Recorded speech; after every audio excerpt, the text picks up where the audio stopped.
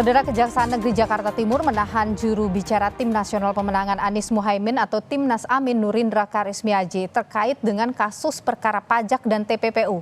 Kejari Jakarta Timur bersama tim Jaksa Penuntut Umum Kejati DKI Jakarta menerima pelimpahan tersangka dan barang bukti tahap 2 terkait penyidikan perkara perpajakan dan TPPU dengan tersangka Nurindra Karismiaji pada Rabu siang.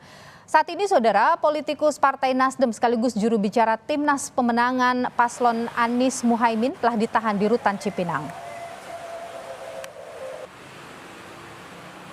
Menanggapi penahanan juru bicara Timnas Anies Muhaimin, Kapten Timnas Amin Syaugi Alaidrus mengingatkan soal komitmen Kejaksaan Agung menangguhkan perkara yang berkaitan dengan orang yang terlibat di pemilu. Syaugi, Kapten Tim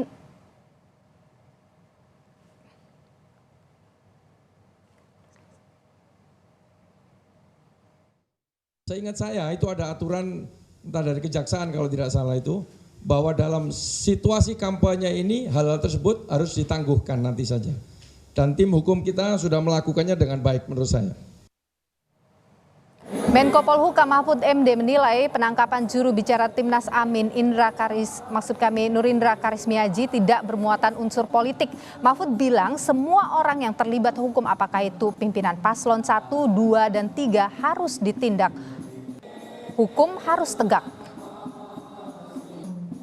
Saya tidak menduga kalau saya ya, semua orang yang terlibat tindakan hukum itu apakah di pimpinan-pimpinan paslon 1, paslon 2, paslon 3 ditangkap aja kalau terlibat korupsi. Kenapa?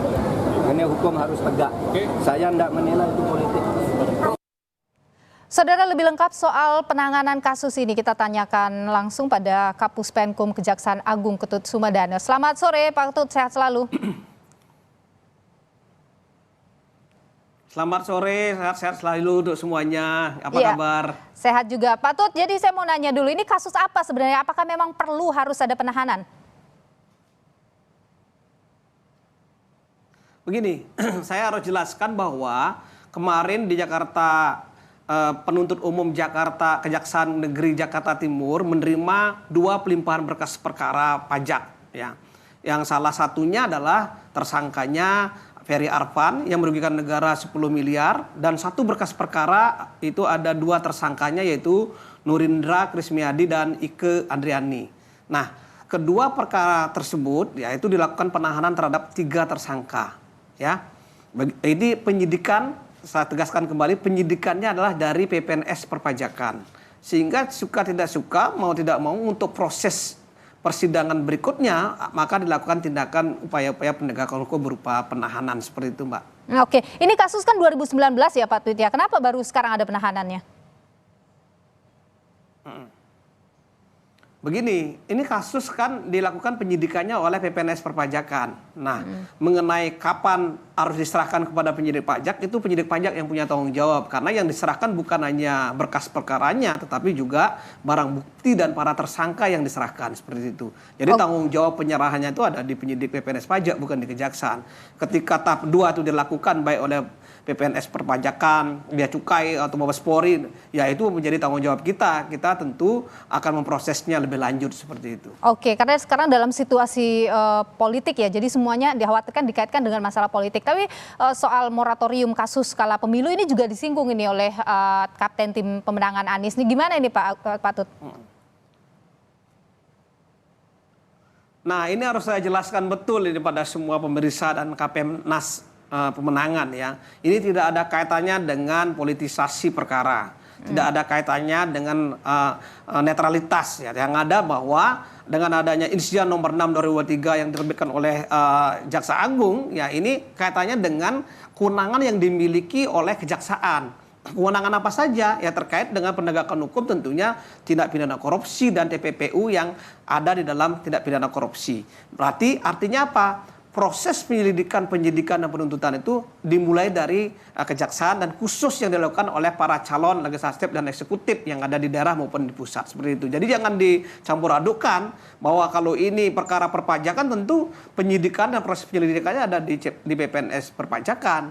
Nah, ini harus saya jelaskan juga ya, kalau kasus-kasus yang ada di Mabes Polri, penyidikannya ketika tahap 2 oleh penuntut umum tentu tidak ada kaitannya dengan insiden nomor 6 tahun 2023 ini. Nah, saya contohkan misalnya kasus pemerkosaan, misalnya kasus OTT yang dilakukan teman-teman sebelah ini tentu tidak bisa kita stop begitu saja. Sedangkan yang ada dalam insiden nomor 6 2023 ini hanya penghentian sementara khusus yang terkait dengan kewenangan kejaksaan seperti itu. Oke, jadi ini tidak termasuk begitu, Pak Tut ya? Ya, benar. Tidak ada kaitannya dengan Irja yang tadi. Kalau PNS-nya misalnya PNS Bea Cukai, pajak dan penyidiknya adalah Mabes Polri dan sebagainya, tentu kita nggak bisa menyetop atau tidak bisa menolak. Kasus ini harus berlanjut seperti sebagaimana mestinya seperti itu. Oke, ini kan ketika dalam situasi seperti ini semuanya akan ditarik bahwa ini bagian dari politisasi dan sebagainya. Bagaimana kemudian Kejaksaan Agung memastikan bahwa tidak ada nih unsur-unsur seperti itu di sini dalam proses hukum yang berjalan? Tentu saya pastikan bahwa dari sekian berkas yang diajukan kemarin itu ada 2 berkas perkara, ada 3 tersangkanya, tiga-tiganya kita lakukan penahanan. Ketika salah satu kita lakukan upaya yang berbeda, tentu akan menjadi diskriminasi dalam suatu proses penegakan hukum. Itu yang kita hindari sebenarnya, seperti itu. Dan kalau misalnya ada upaya-upaya lain yang dilakukan oleh Timnas, misalnya melakukan upaya hukum penangguhan, penahanan, saya kira itu akan dipertimbangkan oleh teman-teman dari penuntut umum yang ada di Kejaksaan Negeri Jakarta Timur. Atau pengalihan jenis penahanan dari penahanan rutan menjadi kota atau penahanan rumah. Itu akan kami tunggu tentunya. Oke. Capres nomor 01 Anies Baswedan juga sempat mengeluarkan statement ya terkait dengan kasus ini, minta agar kasus ini diusut secara adil begitu. Bagaimana Pak Ketut memastikan itu? Tentu yang kami lakukan ini adalah proses penegakan hukum yang adil dan dilakukan oleh semua tersangka atau terdakwa yang diserahkan oleh teman-teman penyidik ketika perkara tersebut sudah dinyatakan lengkap dan dilakukan tahap 2 seperti itu. Kalau ini misalnya kita satu tidak ditahan, ya, satu kita biarkan lolos, ini kan menjadi proses yang menjadi bias nanti dalam proses penegakan hukum ya. Jadi saya sampaikan sekali lagi, tidak ada unsur politiknya. Kita nggak tahu juga latar belakang yang bersangkutan bahwa apakah dia sebagai jubir atau ini kita nggak tahu. Proses penegakan hukum baru kita tahu setelah rame seperti sekarang ini. Oke, baik Pak Ketut Sumedana, Kapus Penkum Kejaksaan Agung, terima kasih sudah berbagi informasi, pandangan di Kompas Petang. Sehat selalu Pak Ketut.